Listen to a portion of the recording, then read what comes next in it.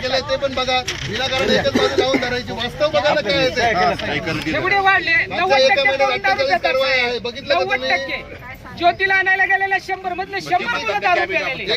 किती कारवायांमध्ये तुम्ही फिर्यादी पंचायत साक्षीदार आहे, किती वेळा कोर्टात आले सांगा बरं. तुम्ही स्वतः सांगा. बघा मी तुम्ही स्वतः मला एवढंच प्रश्नाचं उत्तर द्या. किती येतात तुम्ही फिर्यादी आहे पंचायत साक्षीदार आहे सांगा बरं. मी आता हे आंदोलन हातात घेतलंय. तुम्ही हे कुठवर आंदोलन जाईल करा, ऐका ना. हे लोकशाही आणि किती मार्गाने जणांचे आहे, हात सगळं भाजले आहे. जातील ऐका ना. हे आंदोलन विधान तुम्ही भवनापर्यंत पण विनाकारण जाईल, काहीतरी वेगळं कुठपर्यंत बोलू पण नका. मी जाईल. काय विचारतोय ते सांगा ना. कोणीच पंच होत नाही, कोणीच साक्षीदार होत नाही. का होत नाही?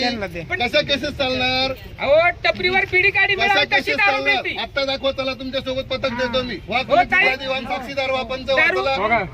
प्रत्येक गाडीवर दारू आहे. कसं कोर्टामध्ये? आपली माणसं शासनाला मदत करीत नाही, साक्षीदार होत नाही तर विषयच नाही. मी काय म्हणतो दारूवाले ऐकतच नाही तर तडीपार करा ना. गावातलं वातावरण खराबच झालंय त्यांच्यामुळे. दादागिरी पण करतात. पंच व्हायला तयार नाही.